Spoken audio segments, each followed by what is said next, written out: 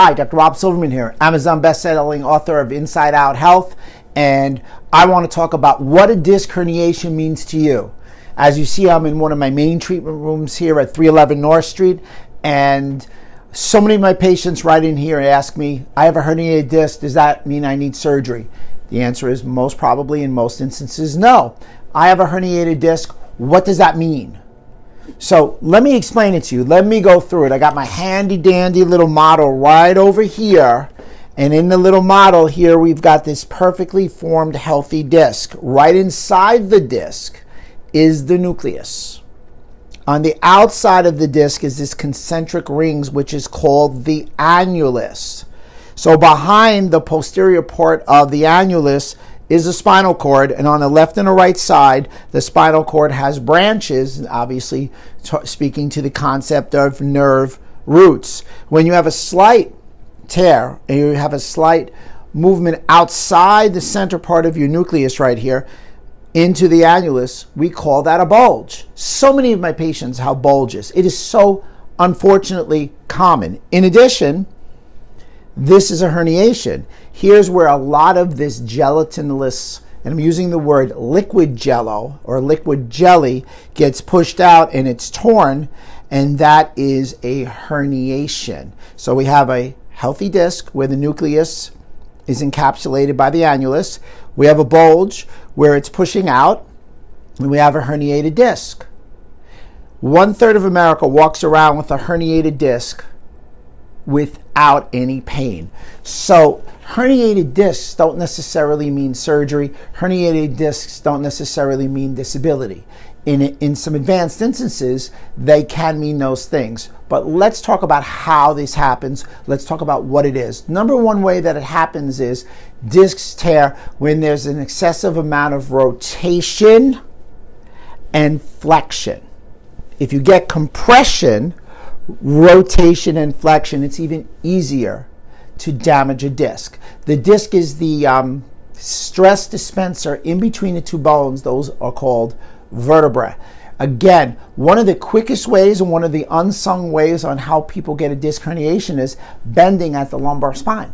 That's a major problem. So movements at the lumbar spine where you bend at your lumbar spine like this can damage your lower back. We all are supposed to move at our hip. So movement, everyday movements when we exercise are quite important. Sitting.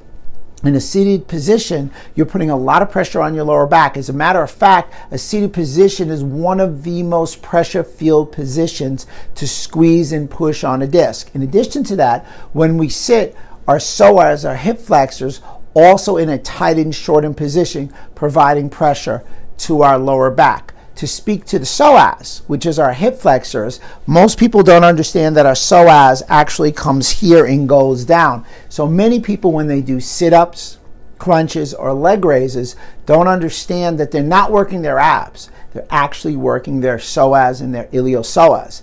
That is without question detrimental to your overall spine and disc health. So a couple of quick things: no sit-ups, no crunches, no leg raises. If you're going to do exercises to strengthen your core or rehab your lower back, I want to see things like planks, appropriate side planks, bird dogs, rollouts, stir the pot with a physio ball, things of that nature. Again, one of the things that I see people sitting there at the computer and they're bending forward, very, very detrimental, deleterious to lower back health. Some of the things that come with, interestingly enough, with disc injuries and disc bulges is an association of arthritis. So most people think that arthritis is aging and a disc herniation altogether is a little wear and tear. It is not. Arthritis is your body's response to inflammation. And believe it or not, arthritis in your spine is considered osteoarthritis, bone arthritis, and it's more autoimmune than anything else. And here's why. That nucleus, this is your nucleus, leaks out into your annulus right over here. It's not really jelly like this model says. It's more liquid, and the liquid leaks and your body has to respond to it, and your immune system goes on alert. By going on alert, it causes an inflammatory response in the local area, and that's why we get arthritis of the spine. So some people have called arthritis of the spine gray hair of the spine. I don't know if I necessarily agree with that term, but nevertheless, most people that have a bulge or herniation don't need surgery. What they do need is conservative treatments. So what kind of treatments do I recommend? Number one, most simply, learn how to move well. Learn how to hold your core. Keep the extra weight off. If you think about the weight and your belly's out like this, whether you're a man or a female, you're putting a lot of pressure on your lower back. You're putting an unsound biomechanical pressure.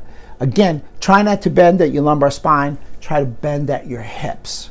In addition to that, after we go through what I do with my patients, go through proper movements, I make some dietary recommendations. Let's eat anti-inflammatory foods. So let's, of course, always remove gluten, processed food, sugar, no dairy, no nicotine, no artificial sweeteners, no trans fats. And if you have a disc injury, you're probably going to remove some more inflammatory foods like shellfish. In addition to that, spinal manipulation has been shown to be quite positive as long as it's not a truly acute disc. In addition to that, a lot of soft tissue work in the lower body area to release all the pressure and allow the joints to move. Decompression. Decompression has a lot of good literature. We have a decompression table in the other room, opens up the spaces, causes a negative pressure so disc material can be sucked back in. Good exercise, hold your core. All core exercise should be prefaced by the concept of bracing, which is a 360-degree co-contraction, so you get your natural corset to hold your lower back. In addition to that, I'm a proponent of laser therapy, low-level laser therapy. I use the Zirconia laser, the FX635, is the first laser to have an FDA clearance for chronic lower back pain. In addition to the laser, a lot of exercise rehab with the laser works really, really well. Really up my game by doing that. And on the nutritional supplement side, what would I recommend? Love a lot of omega-3 fish oils. Great choice. They happen to heal a lot of the areas. In addition, I like a strong glucosamine and chondroitin. Has been shown in a study all the way back to 2003 to help disc material grow back. Pro-resolving mediators. Pro-resolving mediators have shown to allow for the resolution of inflammation.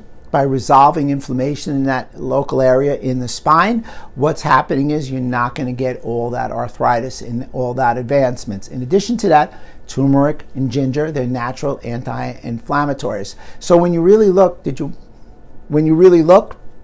at what you can do with the lower back, chiropractic, without question, is a great, great choice. Great patient education. Now, what we have to do is we have to de-educate first, which that means tell people what they're doing wrong, tell them not to do the sit-ups and how to move, then educate them on all the good things, like good core, how to eat, what supplements to take, spinal manipulation, soft tissue work, myofascial release.